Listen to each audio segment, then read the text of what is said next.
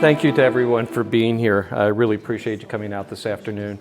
I know there's lots happening around the city. It's a beautiful day, and I really appreciate you taking the time to come here. I feel honored and a little intimidated. Just one real quick thing. There's a mailing list out front, so if you're not on it, please sign up for it. The bathroom is behind this wall. I'll open up the studio part after the talk, if anybody wants to go back there, so that'll be open. And one public service announcement is Just Earth Cincinnati, who was a partner in our show All Else Pales last year, is doing a call for visual artists, for people doing eco art. There's some forms out front. There's this form here, and if we run out, you can let me know. I'll send you a PDF of the form, but I just want to support their cause as they are good partners in everything about the environment in the city. So I'm going to put that up over here, or over here. So yeah, thank you for being here. I'm not going to say much. I'm handing this over to Thom and Elizabeth Mariner of Movers and Makers magazine. I've asked them to moderate this for me today. I usually do the moderation, so I'm happy to hand it over. One quick thing. I was on their cover last year. So, which was a really big honor, and Tina Gutierrez. So yes, all of that was really pretty special. So I'm going to hand it over and let you guys run with it. All right. Just 2-second introduction of Movers and Makers for those of you who may not know the publication. It was originally founded in 1995 as an extension of the old Society pages.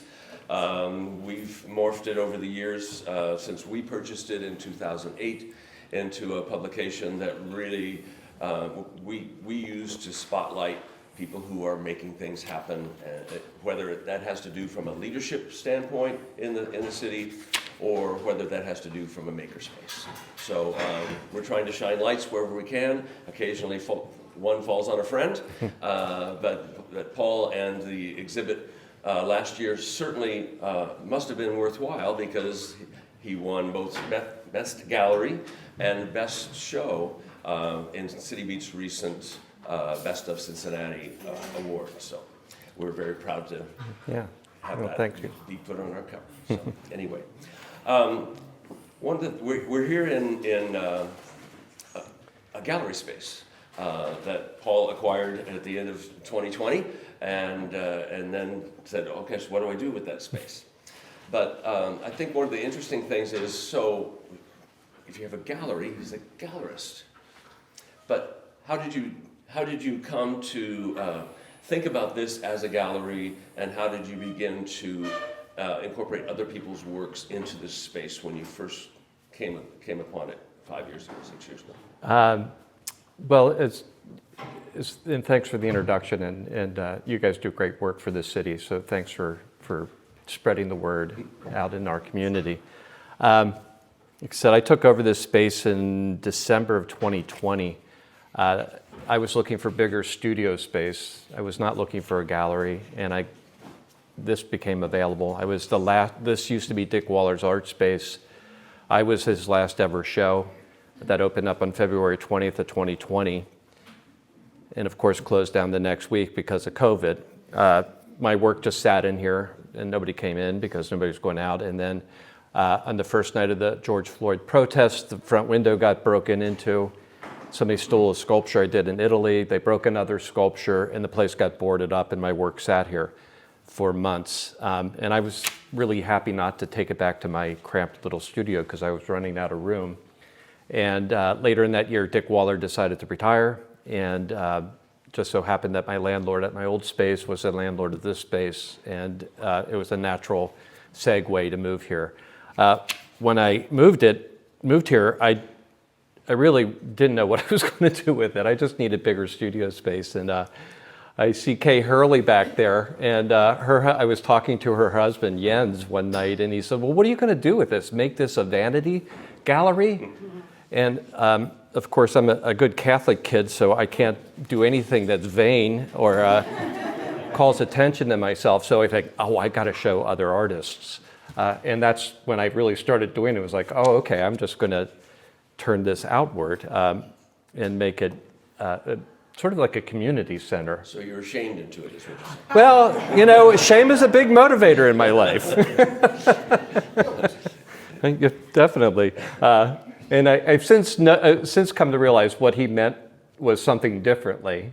He was talking about it because that's a tax way to talk about something, rather than the other thing. Of course, I just heard that word and I couldn't do that. So that's how I started it. And apparently that has been quite the successful thing. So congratulations Thank you. on that. These two are the artists. I'm just the eye candy today. So, but I think it's important to kind of understand that Paul is a person of at least two hats. He said he was going to have two hats here to show us. We got more than Good that. more. But there seems to be several hats around. But wearing many hats is always a big challenge. Talk a little bit about switching back and forth between those hats. It is. It keeps me up late at night and wakes me up early in the morning. Is how that works. Going back, when I started showing other people, I was like, how am I going to do this so that it works as a win-win situation between the artist and me acting as the gallerist? And I'd made some calls. I had some friends who had people who had done this, and I talked to my friend Mark's. Had a friend out in Colorado. I talked to him. He goes, "Don't do it. It's awful. You'll end up hating every artist." And I'm like, "Well, that doesn't seem right." And my first artist was a guy named John Metz, who's an acoustic painter. And somebody had reached out to me through social media, and I met him and I really liked him. And I thought, he's going to be a really good guy for me to work with.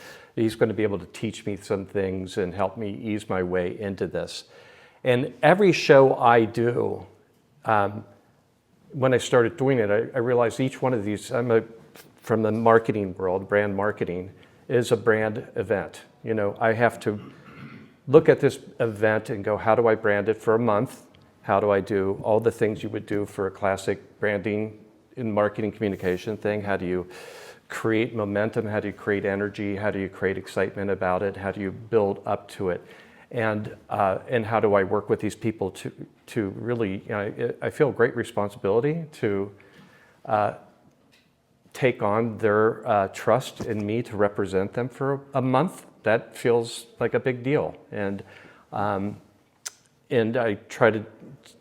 really tried to look at it and go, that's the third hat I wear, is I still am a branding and marketing guy for the gallery and for every artist. So it's really a big part of the job is doing that to try to build the brand awareness for the community. I didn't live here for a really long time.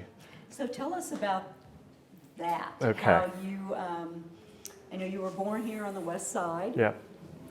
Large family of very creative people, Yeah. I've heard. And you left for many years, Boston, Yes. and worked as a designer. Yes. So tell us then how you transitioned from that to artist. So I went to DAP and graduated in '82, and my last co-op job took me to Boston. I lived there until 2017 and moved back here. Then I got divorced, I needed to move, and I realized I'd never really lived amongst my family. I would visit a couple times a year, so I was very aware of what was happening in the city. And as I got, as I was thinking about where I wanted to live, it was right around the time that I really started paying attention to this thing that was happening in my heart, my gut. Every time I would go to an art gallery, an art museum, I'd come home, I'd be really sad that I wasn't making anything. And I had always been doing drawing, but I was never doing fine art because I was completely intimidated by people who do it really well. And I didn't think I had anything to say. I didn't have any confidence in anything. And there's a couple of things that happened to make that transition happen. One was, it's a weird story, but I met this guy one night at a concert, and we just he was there by himself, I was there by myself, and he told me he was doing this meditation class and invited me to come, and I'm like, I don't know, this sounds sketchy. But I was sort of at a period of time where I was looking for something, so I trusted it, and I started going to this men's meditation workshop with him. And I felt so out of my element because the first thing we did, the first class we went to was a group of like 8 to 10 men, as the instructor said, well, tonight we're going to learn how to hug a man. And I was like, okay. So we did this thing where we went around the room and everybody hugged each other. And, it was a difficult thing to do, but he introduced a quote to me that I want to read. There are a number of turning points in my life, but this quote really hit me hard at this point in my life. And it's a quote by Martha Graham. And it's been sort of a guiding passage for me. The quote is, I'll try to read this without getting teary because it always catches me. There is a vitality, a life force, an energy, a quickening that is translated through you into action. And because there is only one of you in all of time, that expression is unique. It is not your business to determine how good it is. It is your business to keep it clearly yours and to keep the channel open. What hit me about this is it gave me permission to create art and not be fearful that it wasn't as good as somebody like Mark's, somebody like Dan's, somebody like Michael's, somebody like Kay's. It was just me. It was my expression.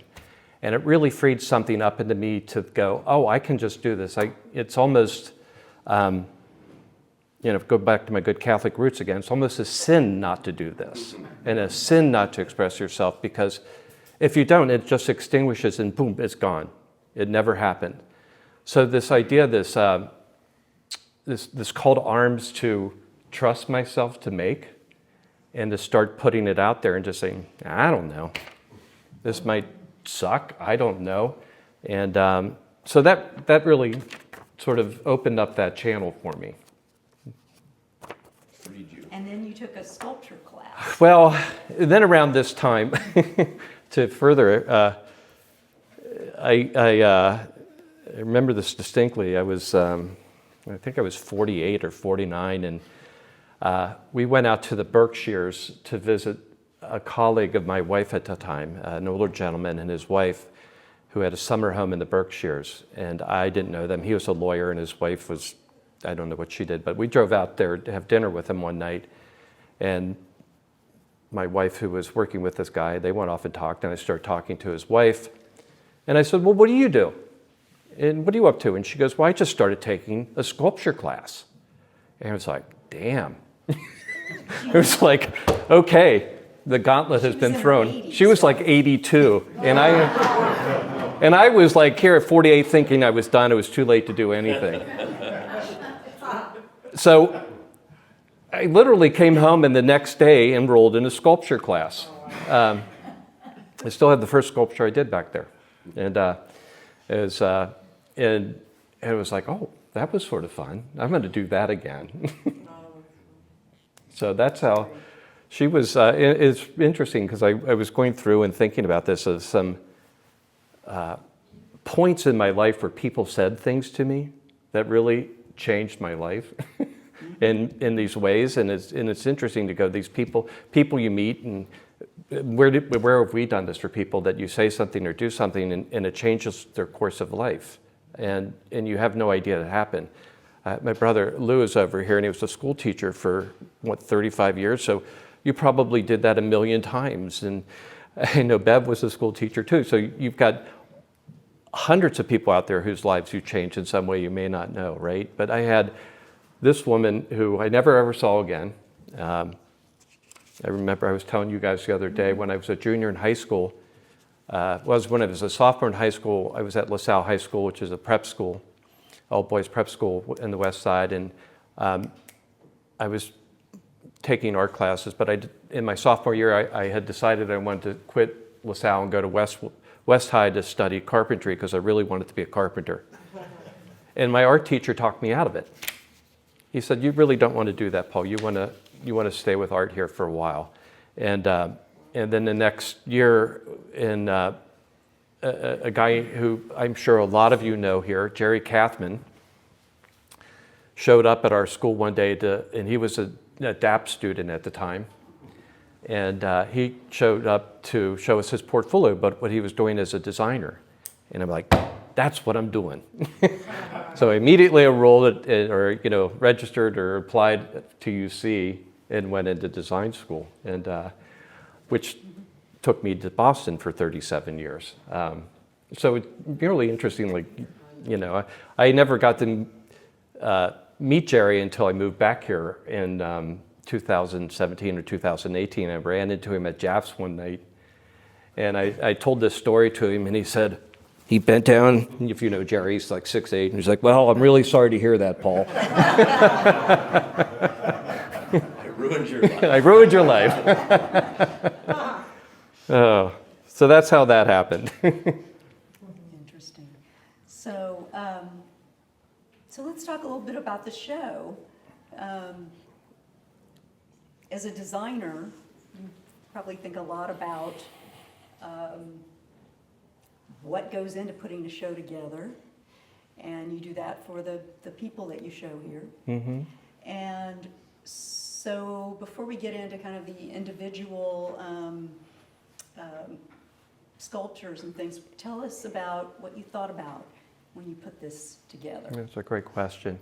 I do think a lot about space when I'm putting the show together, and of other people's work. It's about, you have to think about. I think about it in terms of UX, is the term that's big in the coding world, but this user experience. All design is UX.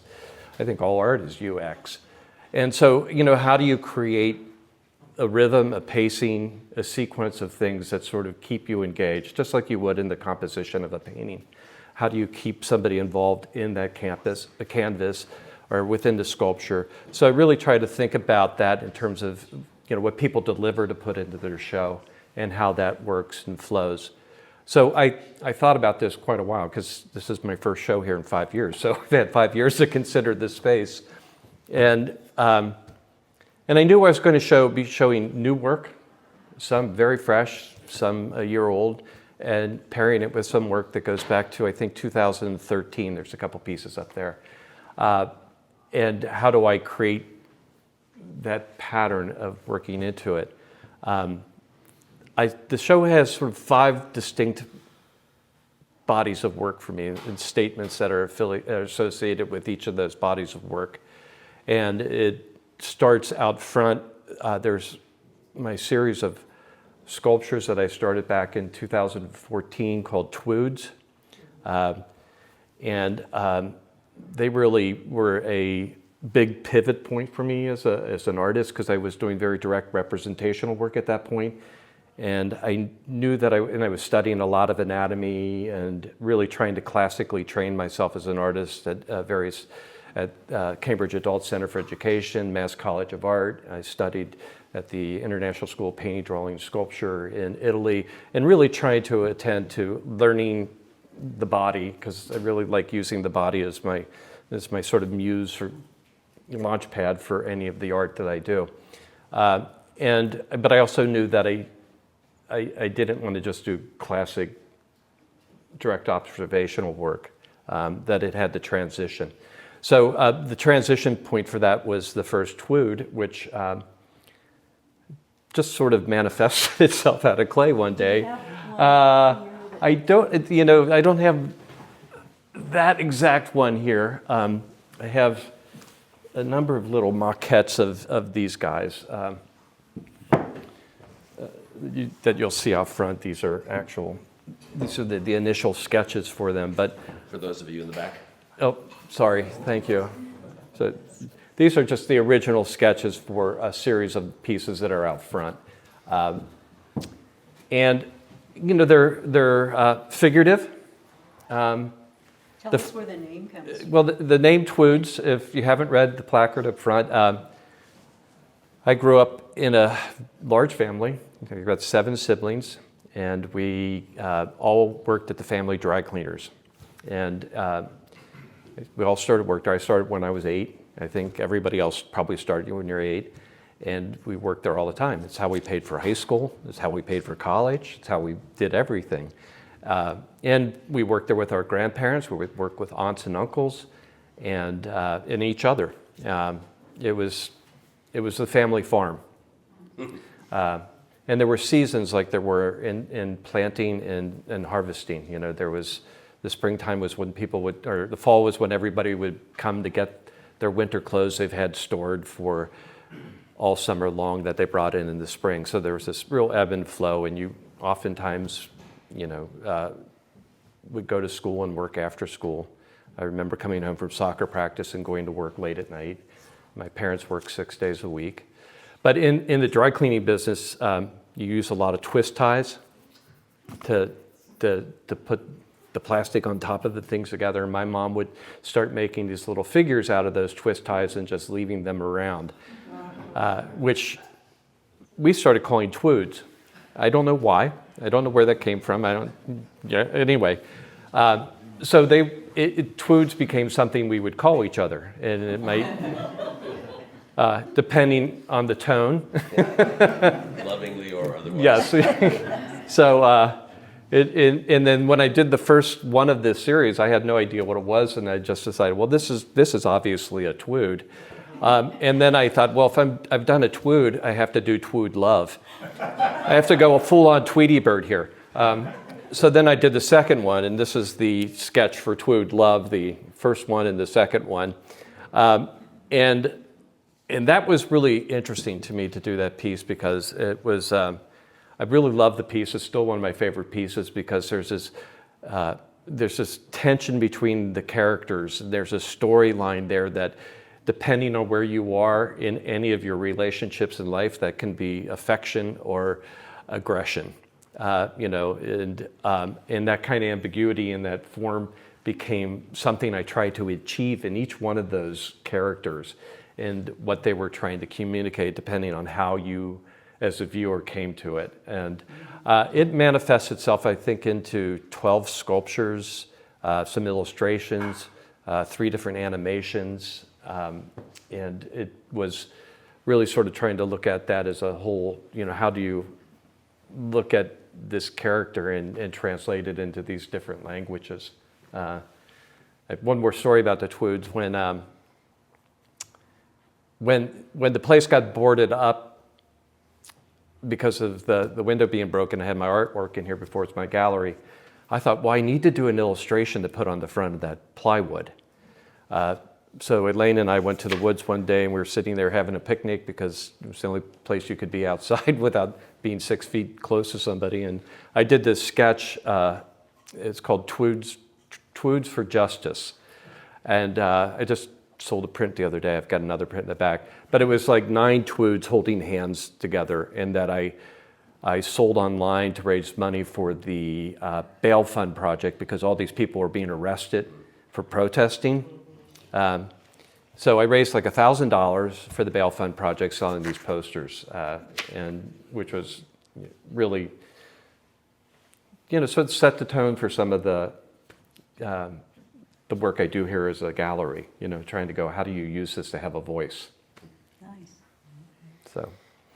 Well, then in the other works out front, some of them are quite new. Yes, there's another body of work up on my left, or right out front, and the east wall up front, which are all brand new, and they're rather peculiar.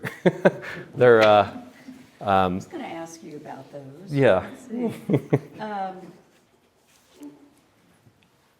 Well, artists throughout history have created self-portraits, and they can be very personal, but also speak to universal experiences. So, what are you trying to express with your latest paintings? Damn, I was afraid you were going to ask me that question.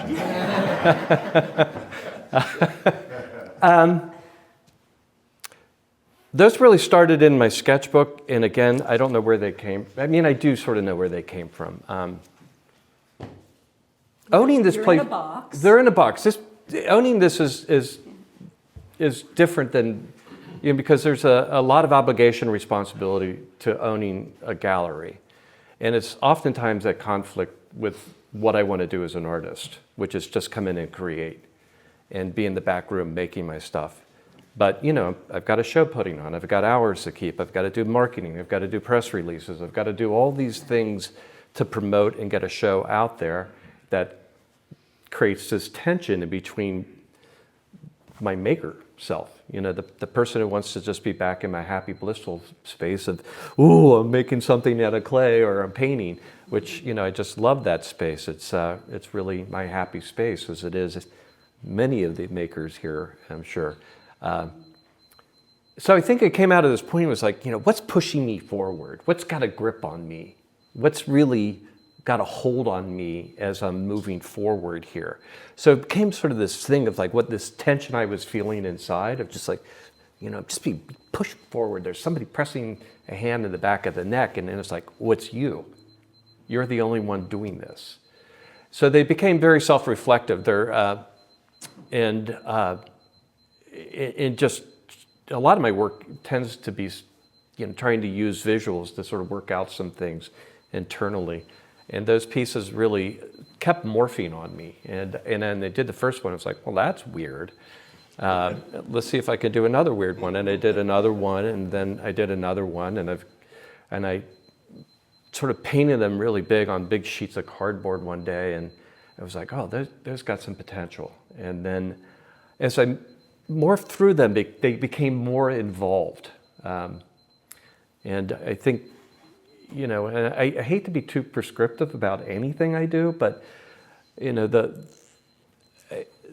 but sometimes, and you had mentioned something either earlier, it's like the universal is personal, or I tend to think the personal is universal. Right. It's like what I feel, what I might express feeling anxious or depressed or sad or angry. It's like I don't own that emotion. I rented it because everybody's feeling these emotions. So, and that's part of this Martha Graham quote. It's like, oh, just put it out there, express it, tell people you're feeling this way, and let them either say you're weird and walk away, or let them go, that's interesting. I feel that sometimes, or I didn't have words to put to that feeling. So they, as I was going through it, they feel, they're personal. I mean, I have my head on them, and they're phallic. And so they're all those things, I'm not stating anything nobody isn't seeing.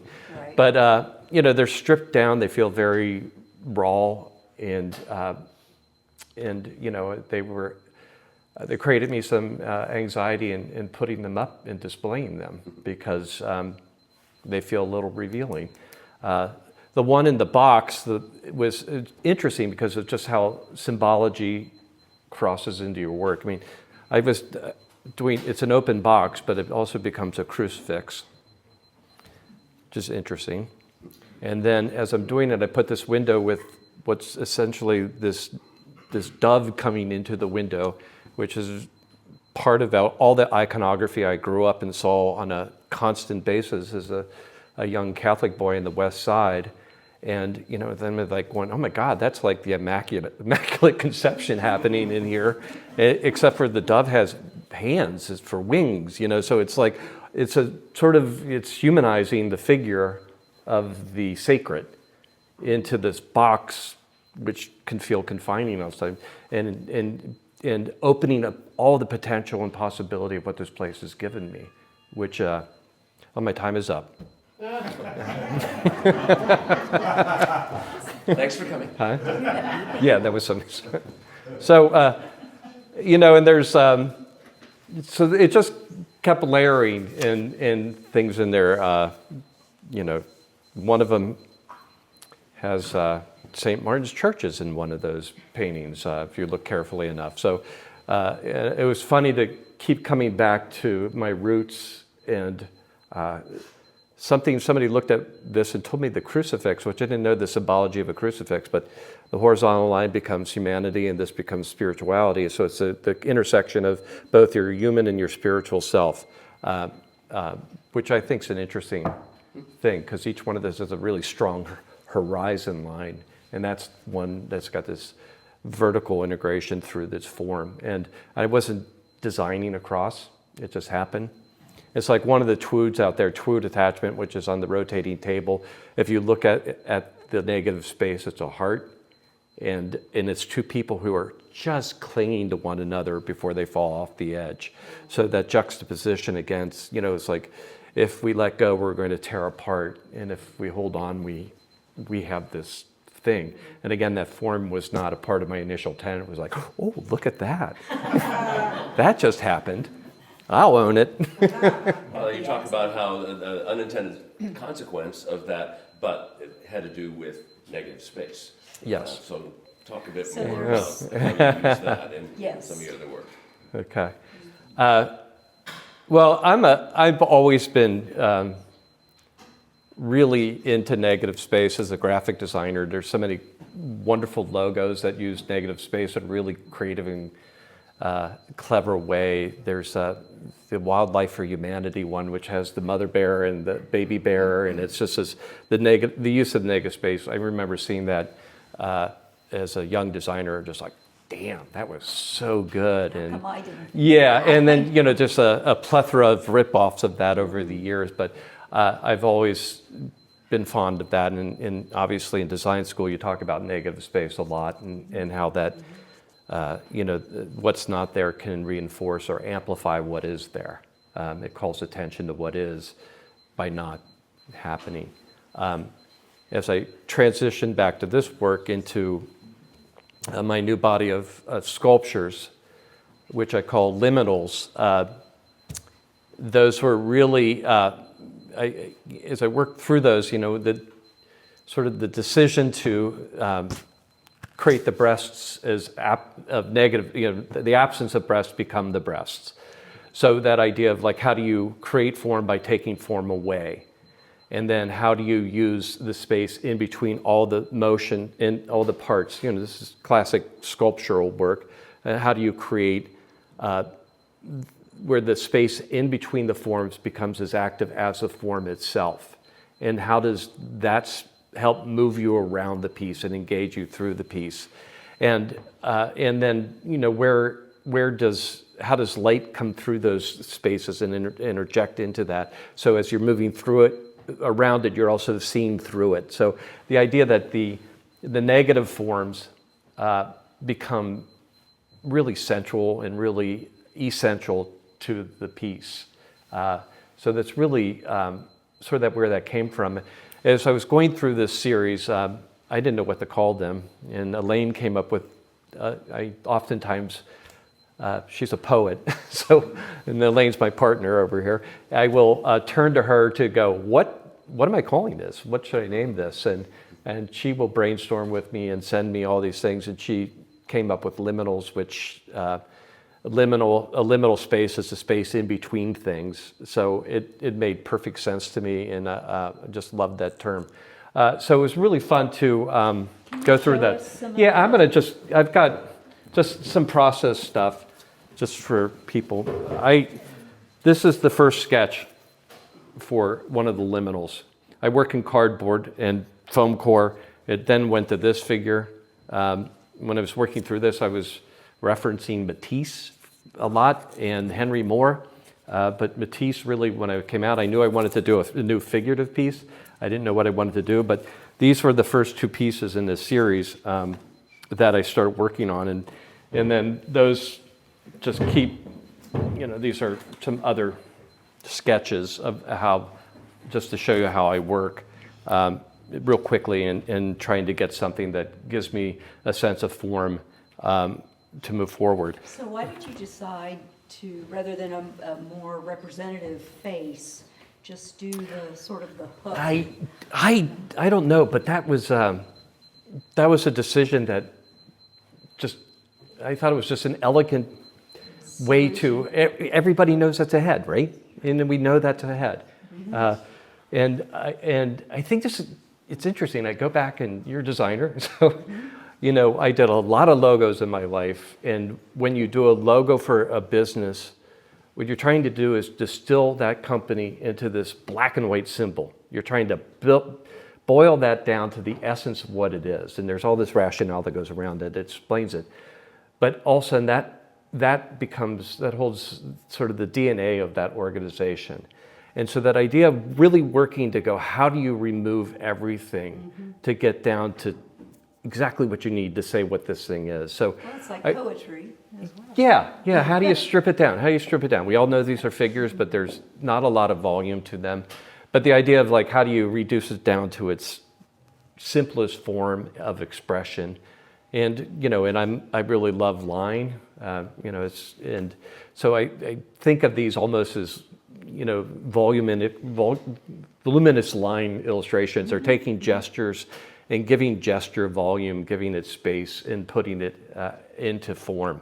So really, that excites me to like try to translate the form into that way. And they've been great fun to work on. I go back. Yeah, so tell us, you started casting them in bronze. Right. Some are in bronze, and some are in resin. Yes. So also there was a sort of like, go back to the gallery guy, put on a different hat. When I started this process, I really was like, how can I make cheaper sculptures? And I'm like, I know what I'll do. I'll make them out of wax, and I'll just cast them straight to bronze and not do a mold, and go through the whole process of making mold and lost wax and all that, which are all these steps become.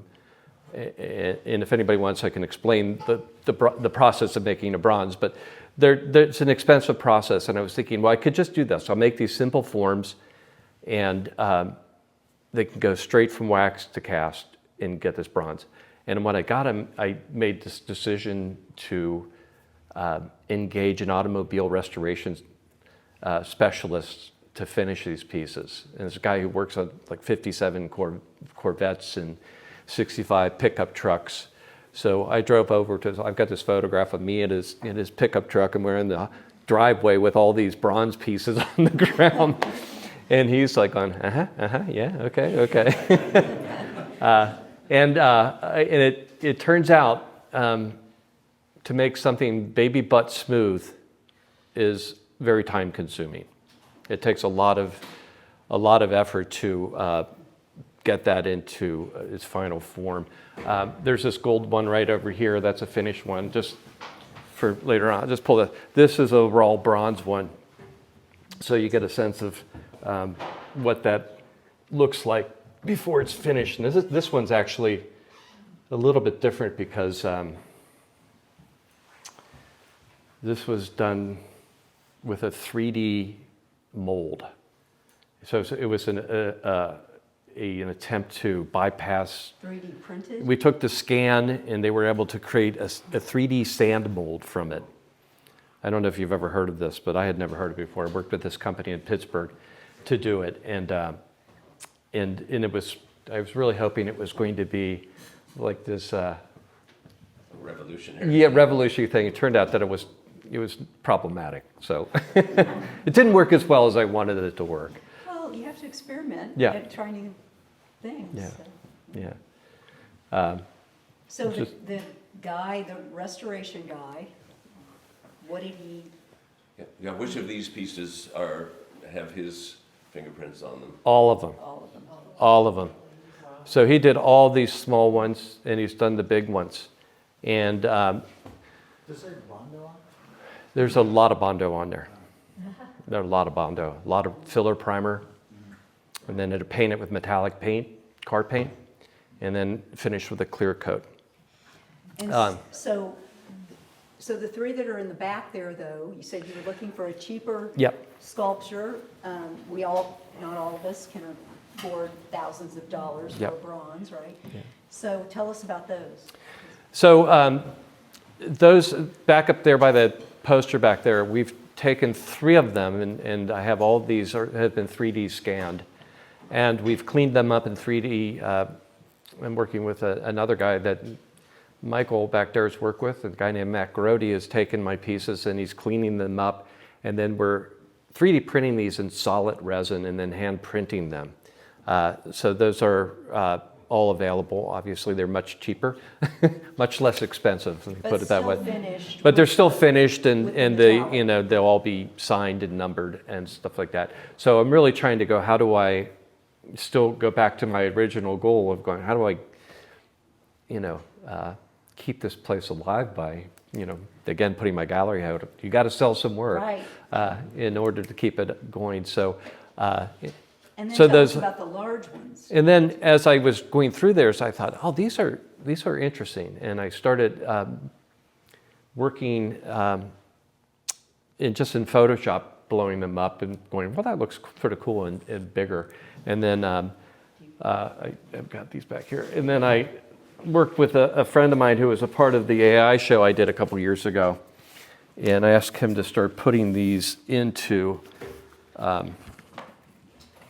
situations that go, okay, what would these look like if Aspirational. these are my, I am putting these out to the universe and asking the universe to conspire with me to make these happen. So I'm starting to talk with different fabricators to get a sense of what these would cost, trying to get those out to people and going, how did these work and how do we get these big? And so it's really sort of where I want to go with a lot of my work. And I'll just, that's all I'll show, and you can look at these later. But I'm trying to go, oh, these would be cool. So I thought, well, if I have that idea, I need to actually create some prototypes. So I did the gold one first, and again, I took that. That was actually the first one Chris, my automobile guy, worked on, was that one big out there. Then I took him all the small ones after I saw what it could be. So those are really, it's been an evolution of a process to get to those forms. I did the gold one, and then I did the burnt orange one. And then this piece here is the most recent one. This was finished the Saturday before the show opened. So there's still a little off-gassing of the metallic paint. You can still get a little hint of. You can get high up there if you just sniff it. This one's called Infinite Hug. And this piece I worked with a younger guy named Matt Grody, and he printed this off a 3D printer in 12 sections. Each section is joined by a metal rod and welded together with like a liquid welding agent. And then it goes into 4 coats of filler primer and hours and hours and hours of sanding to try to chase all those seams and make it smooth enough to go ahead and paint. So that one is like it's suitable for an interior placement. It's not quite ready. The next time we do it for external, it's going to be reinforced with steel all the way through it. It'll be printed in 3 pieces. He's learning, I'm learning, trying to get through the process. If I were to do that 12 or 20 feet tall, it would be created with a metal truss and sheet metal around it. Just a little aside, just a little tip. I don't know if I told you guys this the other night. I'm talking with a fabricator in Massachusetts about these right now, and they would typically do this in aluminum. But all the aluminum we get is from the other side of the Strait of Hormuz. When I talked to them 2 weeks ago, aluminum was twice as high as it had been 60 days ago. And it'll be 3 times as expensive. So your 6-pack of Budweiser will go up. Better start drinking. But that's out the of price you bottle. pay not to have a nuclear weapon in Iran's hand. So that's all I'll say about that. So I think in a moment, I think we should stop and open things up to questions. But I have one last one that I think that is really important, because you're moving from one medium to another. You're moving from painting to sculpture and back. Talk about that process, how one may feed or not feed on the other, and how that how you move from one to another.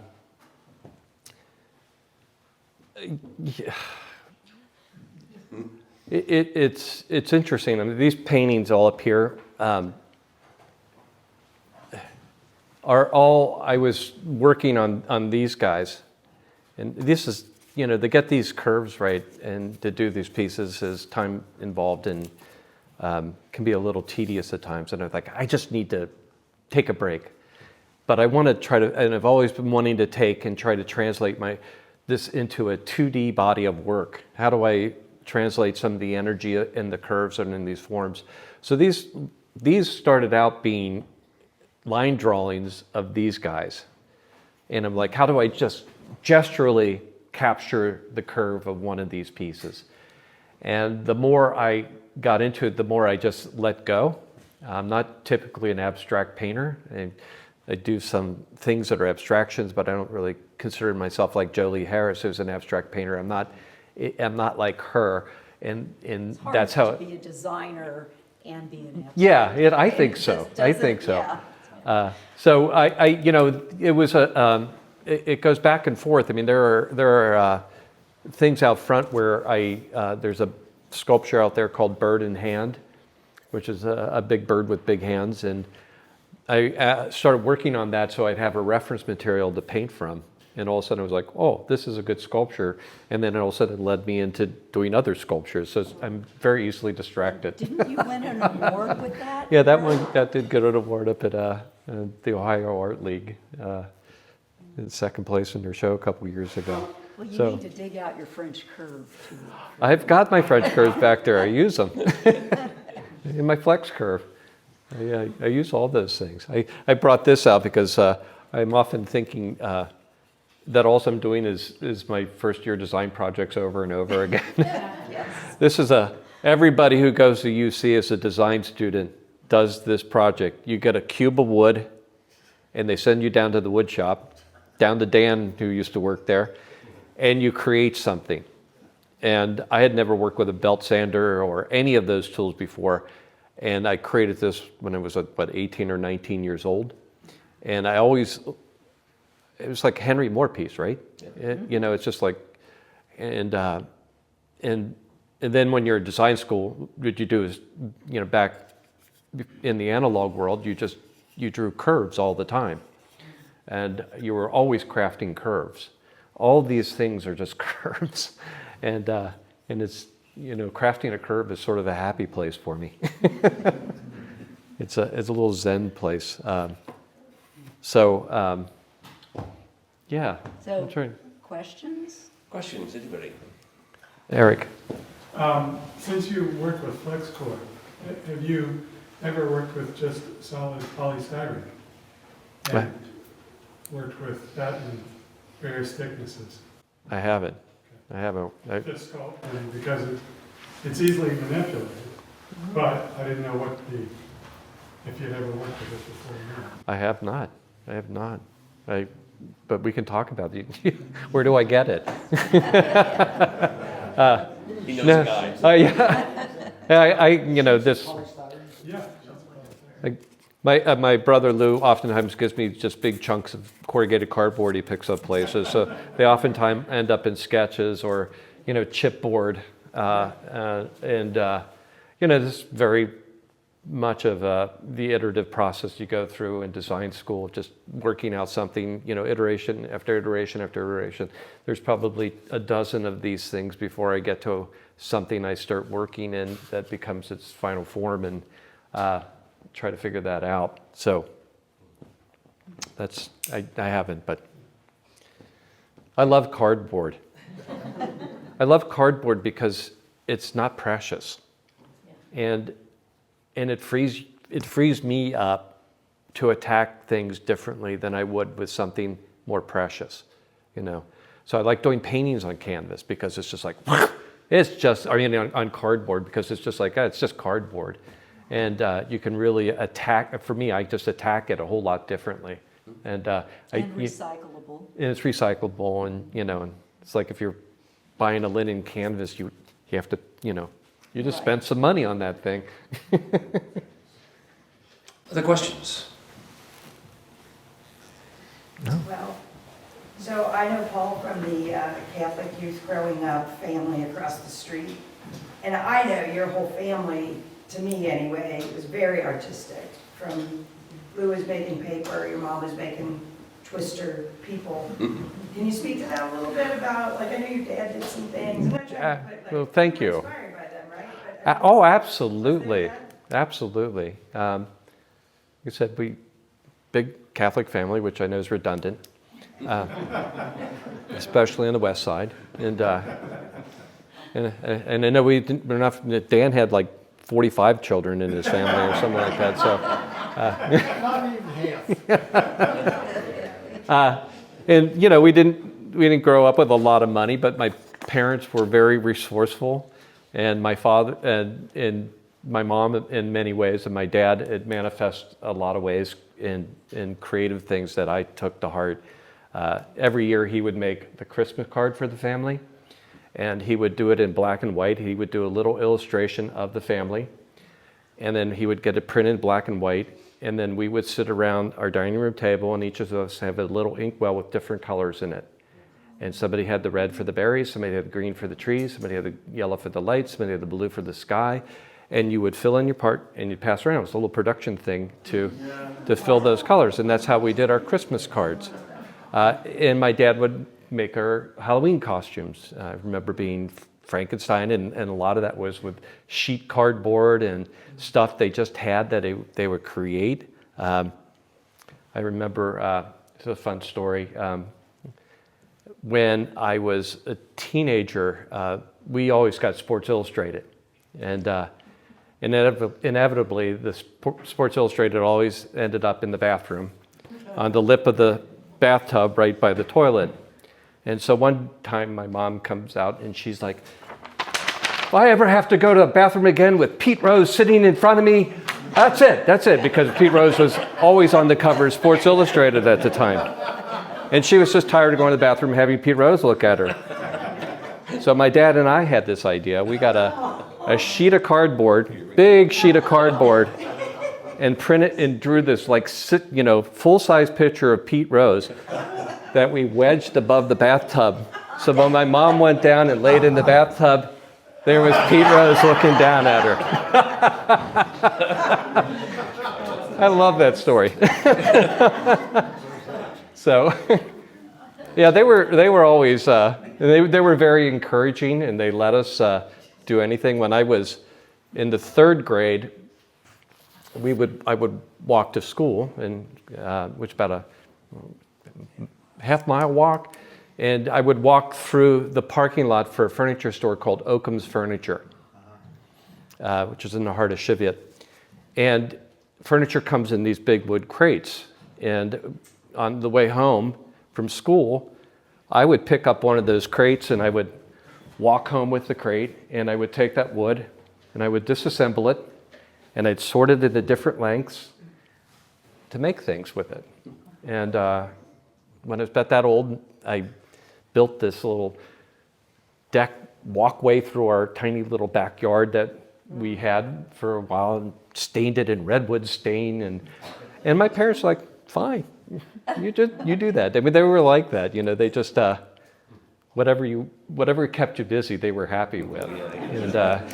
And again, my parents sort of granting us all permission, because I've got a lot of musicians in my family. I've got a lot of artists in my family. I've got people who are creative in ways that manifest themselves in other ways, other than on the wall or through music. And the house was full of that. And I'm really grateful for that. That's great. Yeah. Anyone else? All right. Paul, do you want to sum things up? Well, I want to thank you both for doing this. It really It's been it meant a lot to me to have you here and be a part of this with me, and I really appreciate you sort of grounding the conversation and doing that. So I appreciate that. And again, I am grateful to everybody for being here today and listening to me go on and on. It means a lot to me. This place has meant a lot to me, and it's become pretty much my life. And I really want to thank Elaine for tolerating that. She has to put up with this all the time, and it's funny. I go back to my parents. I've created a place that I'm in here like 6 days a week, tending to it, just like my parents did. I'm just happy that there's something that keeps you busy. Yeah, and she's happy it keeps me busy. So, and I'm really grateful because Out of her hair. the community has embraced this place, and it's become something that feels like a shared space. And I'm looking out at so many people who are here for so many different events and participating in all these different ways. Go back to my youth. I grew up in a church. We grew up in going to things at the church basement all the time. There was where you would go to see movies, it's where you go see plays, and it's where I was Julius Caesar in the 5th grade. And all these things that happen in the church basement, in some ways I feel like I've come full circle back to the church basement, and that this place holds community that way. And I've sort of said many times, like I really feel like the art on the wall is holding space for what happens in between the walls. And what happens in between, where people are meeting up and we're having discussions about the environment, we're having discussions about diversity, immigration, all these things are politics, all the things that happen in here, AI and art. And art, absolutely. So all of that stuff, and everybody out here is a part of that. You guys are a part of that. You give voice to that, and people are like, oh, I saw you in Movers and Makers, and that's really important. It validates, to be in your publication validates my presence in the city, and everybody out here today validates that, and it really lights a fire underneath me to keep going and keep making it happen. And Somebody's got a. Susan in the back. How many of your siblings are dedicated artists?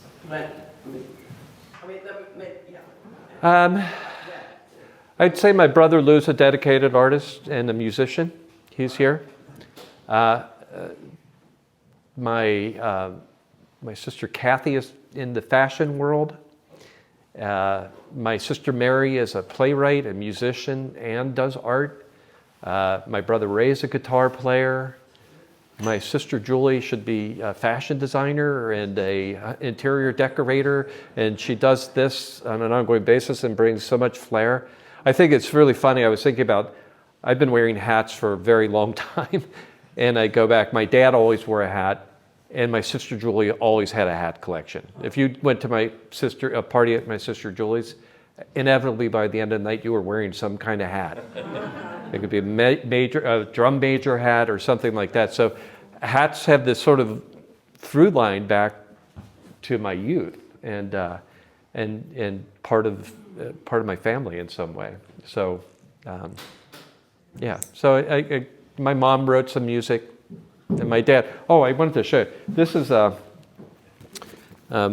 my dad always told this story called the Liver Stitch family when we were growing up. So this was a nighttime story. This is the story of the Liver Stitch family and all of his illustrations inside of it.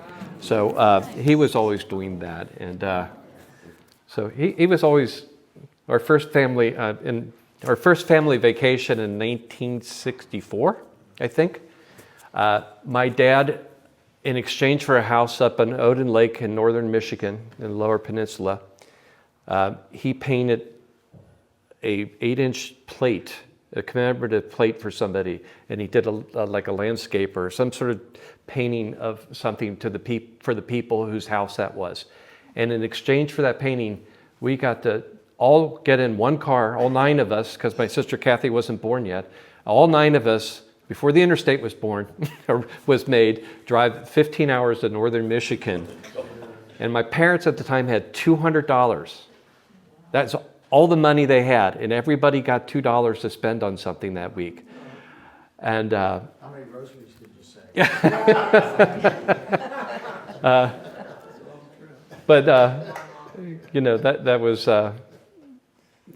That that was what we did. Well, thank you, Paul. Thank you all. so much. Thank you all for coming.